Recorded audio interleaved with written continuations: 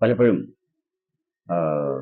എല്ലാവരും ഈ സഫർ ചെയ്യണത് എന്തുകൊണ്ടാണെന്ന് വെച്ച് കഴിഞ്ഞാൽ നമ്മൾ നമ്മളെന്ന് പറയുന്നത് നമ്മളിൽ പലവരും സൃഷ്ടിച്ചു വെച്ചിട്ടുള്ള നമ്മളാണ്.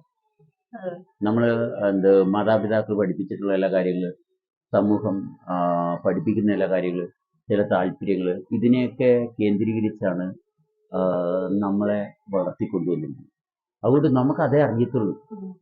നമ്മൾ ഒരു വ്യക്തിപരമായിട്ട് അവനവനിൽ നിലനിൽക്കുന്ന വ്യവസ്ഥയെ കണ്ടെത്തി മനസ്സിലാക്കി അതിൽ നിന്ന് വളരുന്നൊരു ഭാഗം ഉണ്ടാകണം. അപ്പോഴാണ് ഒരു ഇൻഡിവിജ്വാലിറ്റി, മനസ്സിലായി, ഒരു വ്യക്തി എന്താണെന്ന് അറിയുന്നത്. അപ്പോഴാണ് സാമൂഹ്യമായിട്ട് എനിക്ക് എന്തൊക്കെ ചെയ്യാൻ പറ്റും, എന്തൊക്കെ ചെയ്യണ്ട, എവിടെയൊക്കെ എങ്ങനെയൊക്കെ പ്രവർത്തിക്കണം എന്നുള്ളൊരു ഭാഗത്തിൻ്റെയൊക്കെ വ്യക്തത വരുന്ന അപ്പോഴാണ്. എന്നാൽ മാത്രമേ സ്വസ്ഥമായിട്ട് ഇരിക്കാൻ പറ്റത്തുള്ളൂ. അല്ലെങ്കിൽ സ്വസ്ഥമായിട്ട് ഇരിക്കാൻ പറ്റത്തില്ല നമുക്ക്. നമ്മുടെ സ്വസ്ഥത എന്ന് പറയുന്നത് ആ സമയത്ത് എന്താണ് സംഭവിക്കുന്നത് അത് പ്രോപ്പറായിട്ട് കൈകാര്യം ചെയ്ത് കൊണ്ടുപോകുന്നതാണ് സ്വസ്ഥത. ആ സന്ദർഭത്തിൽ എന്താണ് സംഭവിക്കുന്നത്, ആ സന്ദർഭത്തിൽ സംഭവിക്കുന്ന അവസ്ഥയുമായിട്ട് ഞാൻ എങ്ങനെയാണ് സഹകരിച്ച് പോകേണ്ടത്, ഈ ഒരു വ്യക്തത ഇല്ലെങ്കിൽ ഒരു കാരണവശാലും ജീവിതം ശരിയാകത്തില്ല. ജീവിക്കുകയാണ് ചെയ്യുന്നത്. അപ്പൊ ജീവിക്കുക എന്ന് പറയുന്ന അവസ്ഥ നിരന്തരം സംഭവിച്ചുകൊണ്ടിരിക്കുകയാണ്. അപ്പൊ നമുക്ക് അറിവ് കിട്ടുന്നത് ശൂന്യതയിൽ നിന്നാണ് അറിവ് കിട്ടേണ്ടത്, അറിവില്ലായ്മയിൽ നിന്നാണ് അറിവ് കിട്ടുന്നത്. അറിവിൽ നിന്ന് കിട്ടുന്നത് അറിവല്ല, ഉള്ള അറിവ് വഷളാകുന്ന ഭാഗമേ ഉള്ളൂ. അറിവിൽ നിന്ന് അറിവെടുക്കുമ്പോൾ അവിടെ വഷളാകും, അല്ലാണ്ട് വേറെ ഒന്നും സംഭവിക്കത്തില്ല.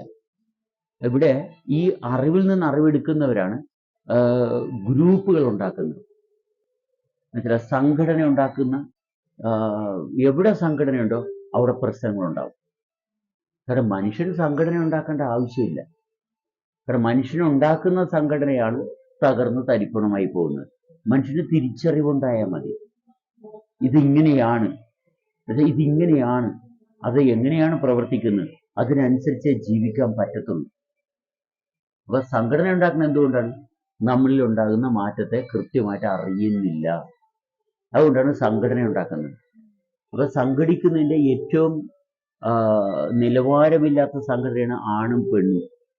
കാരണം ലൈംഗികതയെ കേന്ദ്രീകരിച്ച് പ്രത്യുൽപാദനത്തിന് വേണ്ടിയിട്ട് ഒരു സ്ത്രീയും പുരുഷനും കൂടി യോജിക്കുന്നു. അത് പ്രത്യുൽപാദനത്തിനിടെ ഈ രണ്ട് വ്യക്തികൾ തമ്മിൽ യാതൊരു പരസ്പരം ഒരു ബന്ധവുമില്ല.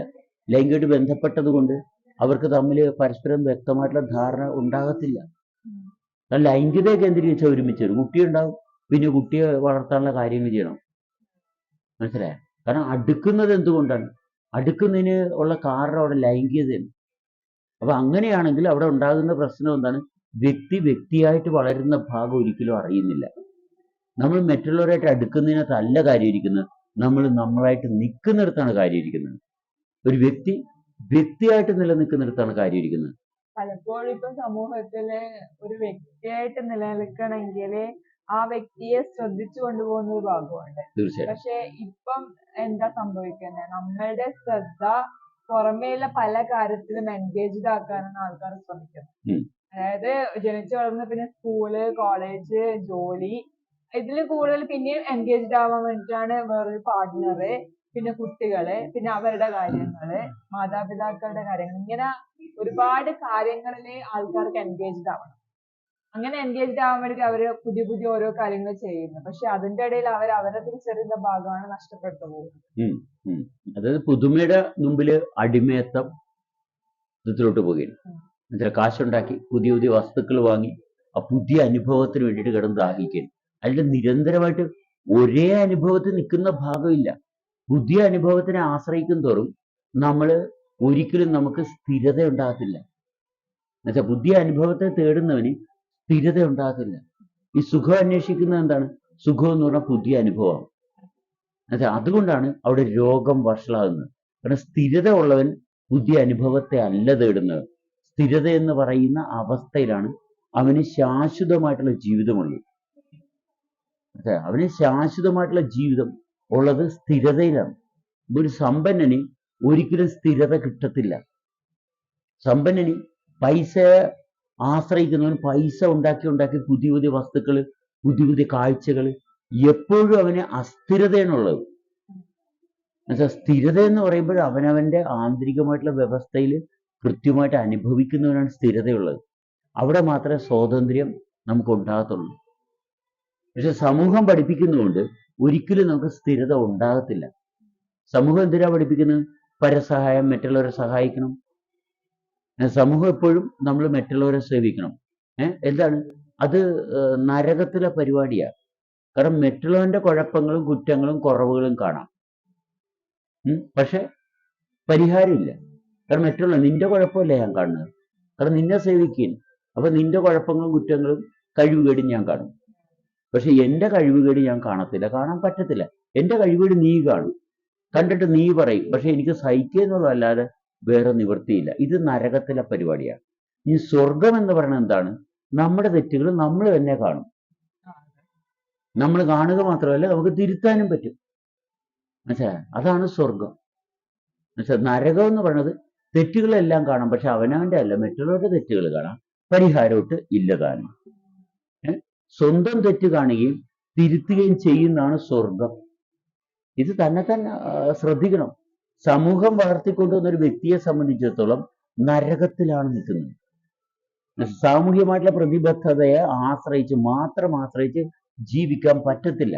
വ്യക്തിപരമായിട്ടുള്ള കാര്യങ്ങൾ അറിയുന്ന ഭാഗം കൂടെ വേണം. സമൂഹത്തിന്റെ ഭാഗമുണ്ട്, നമ്മൾ നിഷേധിക്കുന്നില്ല. പക്ഷെ അതുകൊണ്ട് മാത്രം ജീവിതം സുരക്ഷിതമാകത്തില്ല. അതുകൊണ്ടാണ് ഇവിടെ കുറെ സദാചാര ബോധമുള്ള ആൾക്കാരുണ്ട്, പക്ഷെ ഒരിക്കലും അവർക്ക് സമാധാനം ഉണ്ടാകത്തില്ല. സദാചാര ബോധം കൂടിയിട്ട് അവർ ആരെയൊക്കെയാണ് അവർ അടിച്ചമർത്തുന്നത്? കാരണം അവരുടെ ഉള്ളിലുണ്ടാകുന്ന അസ്വസ്ഥത കാരണം അവർ എല്ലാവരെയും അടിച്ചമർത്തും. മനസ്സിലായോ? ഒരു ദിവസം ഒരു പാർട്ടി പ്രവർത്തകരോട് ഞാൻ സംസാരിച്ചപ്പോഴത്തേക്കും, അങ്ങനെ ഉണ്ടെങ്കിൽ നിങ്ങൾ ഈ റോഡേ കൂടി ഒന്നും നടക്കരുത്, ഈ റോഡേ കൂടി ഒന്നും നടക്കരുത്. എന്താ കാര്യം?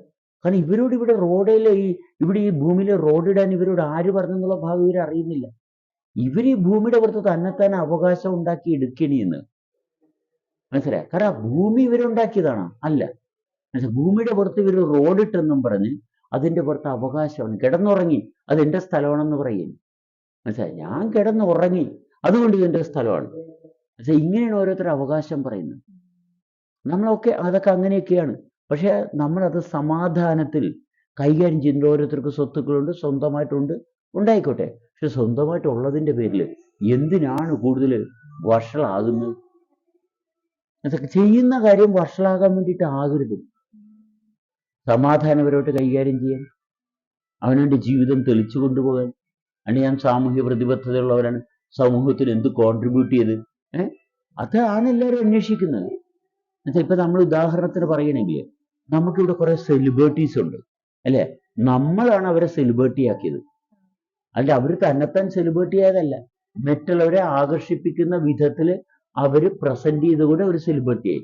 അവരുടെ ജീവിതം എന്നും കഷ്ടകാലമാണ്. ഞാൻ എന്റെ സെലിബ്രിറ്റി ഞാനായിരിക്കണം, ഞാൻ തന്നെയാണ് എന്റെ സെലിബ്രിറ്റി ആകുന്നത്. അല്ലെങ്കിൽ മറ്റുള്ളവരാക്കിയതല്ല എന്റെ സെലിബ്രേഷൻ.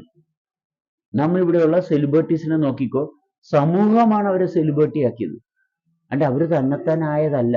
അവര് പ്രദർശിപ്പിച്ച കഴിവ് കണ്ടിട്ട് മറ്റുള്ളവർക്ക് ആനന്ദവും ഇമ്പവും ഒക്കെ തോന്നി. മറ്റുള്ളവരെ സൂചിപ്പിച്ചത് കൊണ്ട് അവര് പറഞ്ഞ നിങ്ങൾ സെലിബ്രിറ്റിയാണെന്ന്. മറ്റുള്ളവരെ സൂചിപ്പിച്ചുകൊണ്ട്, എന്നെ സൂചിപ്പിക്കുന്നുണ്ട് ഞാൻ പറയുന്നു ഞാനാണ് എന്റെ സെലിബ്രിറ്റി. എന്നെ മറ്റുള്ളവരല്ല തീരുമാനിക്കുന്നത്. എന്റെ സെലിബ്രേഷൻ ഞാനാണ് തീരുമാനിക്കുന്നത്. ഈ സെലിബ്രിറ്റീസ് സെലിബ്രേറ്റ് ചെയ്യുന്നില്ല. കാരണം അവര് സമൂഹത്തിന്റെ ഭാഗത്ത് ഒരു താൽക്കാലികമായിട്ടുള്ള ഒരു സെലിബ്രേഷൻ മറ്റുള്ളവർക്ക് കൊടുക്കുന്നു, അതിന്റെ ഒരു ഹരം കിട്ടുന്നു. മിക്ക സെലിബ്രിറ്റീസും വളരെ വേണ്ടാത്ത മയക്കുമരുന്നിനും കഞ്ചാവിനും ഒക്കെ ഇപ്പൊ നമുക്ക് അറിയാലോ, ടി വിയിലും ചാനലിലൊക്കെ വരുന്നുണ്ടല്ലോ. ഈ സെലിബ്രിറ്റീസിന്റെ ജീവിതം എന്താണ്? മിക്കവരും സഫർ ചെയ്യുന്നത്. സെലിബ്രേഷൻ എന്ന് പറയുന്നത് അവനവൻ്റെത് തന്നെ ആയിരിക്കണം. മദ്യമോ മയക്കുമരുന്നോ മറ്റുള്ളവരുടെ പ്രശംസയോ ആരാധനയോ കിട്ടിയിട്ടുള്ള സെലിബ്രേഷൻ ഒരിക്കലും നമ്മൾ അനുഭവിക്കുന്ന സെലിബ്രേഷൻ അല്ല. അതൊരു പുകമറ സൃഷ്ടിക്കുന്ന സെലിബ്രേഷൻ മാത്രമാണ്. സെലിബ്രേഷൻ എന്ന് പറയുമ്പോൾ ആഹാ, എൻ്റെ ജീവിതം ഞാൻ തന്നെ അനുഭവിക്കുന്നു, ഞാൻ തന്നെ കൃത്യമായിട്ട് ആസ്വദിക്കുന്നു, ആനന്ദിക്കുന്നു, എന്നിലുള്ള സവിശേഷത, അതാണ് സെലിബ്രേഷൻ. ആ സെലിബ്രേഷൻ ഓരോരുത്തർക്കും ആകാവുന്നതാണ്. അതിന് മറ്റുള്ളവരുടെ ആരുടെയും അളവ് പോലും ആവശ്യമില്ല. മറ്റേത് നരകത്തിലെ സെലിബ്രേഷനാണ്. നാട്ടുകാരുടെ സെലിബ്രേഷൻ എന്ന് പറഞ്ഞാൽ നരകത്തിലെ. ഇത് നമ്മൾ സ്വർഗത്തിലെ സെലിബ്രേഷനെ പറ്റിയാണ് പറയുന്നത്. കാരണം അവനവനിൽ എന്തുണ്ടോ അതില് സംതൃപ്തനായിട്ട് നിലനിൽക്കുന്നവനാണ് ശരിക്കും സ്വർഗത്തിലെ സെലിബ്രിറ്റി. ഇത് രണ്ടും ആകാം കേട്ടാ, ഇത് രണ്ടും ആകാം. നാട്ടിലെ സെലിബ്രിറ്റിയും ആകാം, അവനവന്റെ ജീവിതത്തിലും സെലിബ്രിറ്റി ആയി. രണ്ട് ഓപ്ഷനും ഉണ്ട്. അങ്ങനെ ഒരു ഭാഗം കൂടിയുണ്ട്. മനസ്സിലായി? നാട്ടുകാർക്കും കൊള്ളാം, അവനവനെയും കൊള്ളാം. മനസ്സിലായി? അതുകൊണ്ട് സാധ്യതയുണ്ട്. പക്ഷെ അതിന് നമ്മൾ കൃത്യമായിട്ടുള്ള കാര്യങ്ങൾ മനസ്സിലാക്കി എടുക്കണം. നമ്മൾ വ്യക്തമായിട്ട് പ്രോഗ്രാം ചെയ്യാൻ പഠിക്കണം. സമൂഹം, നാട്ടുകാരും വീട്ടുകാരും പ്രോഗ്രാം ചെയ്ത് തന്നത് കൊണ്ട് മാത്രം നമുക്ക് സ്വാതന്ത്ര്യം കിട്ടത്തില്ല. അവർ പ്രോഗ്രാം ചെയ്തിരിക്കുന്നത് അവർക്ക് വേണ്ടിയിട്ടാണ്. നമ്മൾ നമുക്ക് വേണ്ടിയിട്ട് നമ്മുടെ ജീവനെ രണ്ടാമത് റീപ്രോഗ്രാം ചെയ്ത് കറക്റ്റായിട്ട് നമ്മളിൽ ഒരു അനുഭവത്തെ നിലനിർത്തി കൊണ്ടുവരണം. അങ്ങനെ കുട്ടി പ്രോഗ്രാം ചെയ്ത ഒരു ഭാഗം പറയാവോ? ഇവിടെ വന്നതിന് ശേഷം എന്ത് പ്രോഗ്രാമാണ് കുട്ടിയിൽ കൊണ്ടുവന്ന് നടപ്പിലാക്കിയത്?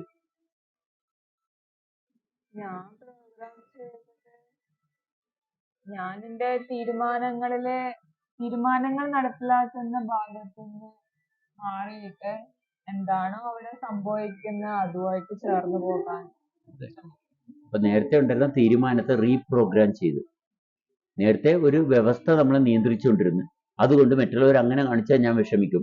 ഇപ്പൊ അവരെങ്ങനെ കാണിച്ചാലും ഞാൻ വിഷമിക്കാതിരിക്കാനുള്ള റീപ്രോഗ്രാമിങ് നടത്തി. അപ്പൊ പിന്നെ ആ ഭാഗമില്ല, പിന്നെ വിഷമിക്കേണ്ടി വന്നിട്ടില്ല. മനസ്സിലായി? റീപ്രോഗ്രാം ചെയ്തു. മറ്റേത് അവരങ്ങനെ പെരുമാറുമ്പോൾ ഞാൻ വിഷമിക്കായിരുന്നു. അതിൽ നിന്ന് ഞാൻ വിഷമിക്കുന്നതിന് കാരണം എന്താണെന്ന് കണ്ടെത്തി, എനിക്ക് യാതൊരു പ്രാപ്തിയും ഇല്ലാത്തതുകൊണ്ടാണ് വിഷമിക്കുന്നതെന്ന് കണ്ടെത്തി എന്നിൽ പ്രാപ്തിയായിട്ട് പ്രായോഗികമായിട്ട് ഒരു അനുഭവത്തെ സ്ഥിരമായിട്ട് കൊണ്ടുവരുന്ന ഭാഗത്തോട്ട് പ്രോഗ്രാം ചെയ്തു. അപ്പൊ സ്വസ്ഥമായിട്ട് ജീവിക്കാൻ തുടങ്ങി. അല്ലേ? ഇതല്ലേ ആവശ്യം? ഇതാണ് എല്ലാവരുടെയും ആവശ്യം. ഇതിന് വേറെ വല്ല സംഭവത്തിന് കുറവുണ്ട? സ്വർണം വേണം, വെള്ളി വേണം, വജ്രം വേണം, ഒന്നും വേണ്ട. പക്ഷെ ഇതിന് അവനവനുള്ളത് എന്തോ അത് ഉപയോഗിച്ചാൽ മാത്രം മതി. പ്രോഗ്രാം ചെയ്യുക, റീപ്രോഗ്രാം ചെയ്യുക. നിങ്ങളുടെ സെലിബ്രിറ്റി ആകുക. അതിൻ്റെ നാട്ടുകാരുടെ സെലിബ്രിറ്റി ആകുന്നതുകൊണ്ട് മാത്രം കാര്യമായില്ല. നമുക്കറിയാം പല സെലിബ്രിറ്റീസിൻ്റെയും ജീവിതം അവരുടെ അടുത്തോട്ട് കയറി ചെന്ന് കഴിഞ്ഞാൽ അറിയാം, അത് ഭയങ്കര ദുരന്തമായിരിക്കും. അല്ലാത്തവരുണ്ട് കേട്ടാ, നല്ലതായിട്ട് അന്തസ്സായിട്ട് ജീവിക്കുന്ന സെലിബ്രിറ്റീസും ഉണ്ട്. സത്യസന്ധമായിട്ട് അവനവനിലുള്ള ക്വാളിറ്റി മനസ്സിലാക്കിയിട്ട് അതിനെ മെയിൻറ്റെയിൻ ചെയ്തുള്ള സെലിബ്രിറ്റീസും ഉണ്ട്. രണ്ട് രീതിയിലും സെലിബ്രേറ്റ് ചെയ്യുന്ന ആൾക്കാരുണ്ട്. നാട്ടുകാരുടെ മുന്നിലും സെലിബ്രേറ്റ് ചെയ്യുന്ന, അവനവൻ്റെ ഉള്ളിലും സെലിബ്രേറ്റ് ചെയ്യുന്ന. ഇത് രണ്ടും വേണം. എന്നാലേ ഒന്ന് നിലനിൽക്കത്തുള്ളൂ, അവനവൻ നിലനിൽക്കത്തുള്ളൂ. മറ്റൊന്നു മാത്രമായാൽ നരകം മാത്രമായി പോകും. സ്വർഗം കൂടി വേണം.